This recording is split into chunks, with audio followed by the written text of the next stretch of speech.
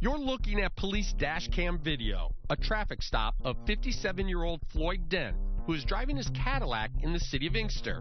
When he's pulled over by police, he opens his car door. The situation immediately escalates and then turns violent.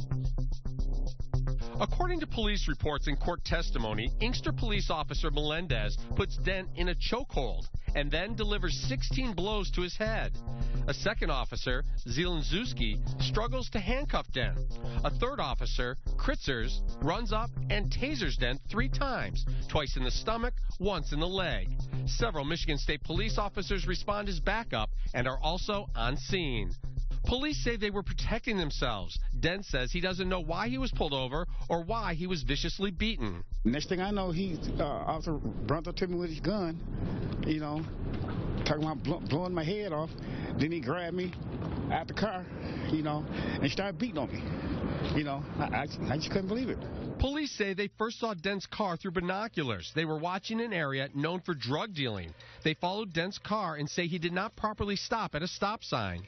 They say when they turned on their overhead lights, Dent did not pull over immediately, and they believed he was fleeing the officers. When overhead lights came on, I looked. I said, wow, are they stopping me? Dent says he did not try and flee, and the video shows he drove at a consistent speed until pulling over across the street from the old police station. I had pulled over and opened my car door and had my hands out.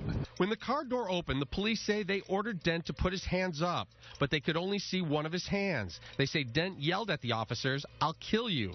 The officers' microphones were either turned off or not working. There is no audio of the alleged threat.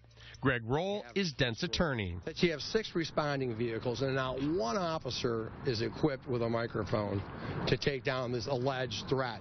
On the ground, police say Dent refused to put his hands behind his back. Dent said he thought he was being choked to death and tried to pull the officer's arm from his throat. The officer says Dent bit him on the arm, and that's why he started punching. They say the 16 blows to the head, a kick to the arm, and 3 taser blasts were necessary to protect themselves while restraining Dent. The officer, who says he was bit, did not seek medical attention or photograph his injuries. I'm lucky to be living, because I think they were trying to kill me, especially when they had choked me, I was on my last breath. I had told the officer, please, I can't breathe. Dent was not armed and no gun was found in his car. After the arrest, police discovered Dent was driving on a suspended license. They also say they found a baggie of crack cocaine under the passenger seat. They planted that stuff in my car, believe me. Dent has been working for Ford Motor Company for 37 years and has no criminal record. He had his blood tested at the hospital and had no drugs in his system. Officer Melendez, the one seen throwing the punches, is the same officer who, when working as a Detroit police officer in 2003, was charged by the U.S. Attorney's Office with planting evidence and falsifying reports. A jury found Officer Melendez not guilty. I worked for mine. I've been in my job 37 years, so, I don't have to sell drugs, I don't sell drugs, and don't do drugs.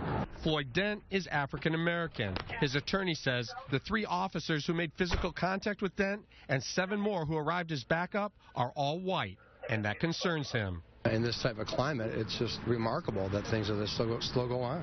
It's amazing. It amazes me. It's shocking. Disturbing.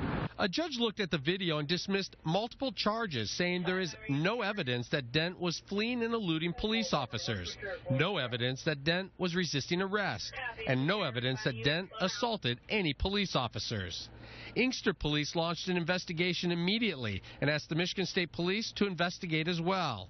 Officer Melendez is off the street working a desk job pending the outcome of the investigations. The Inkster Police Department has a policy in line with best practices that requires that any significant use of force or serious use of force resulting in injury requires an internal investigation.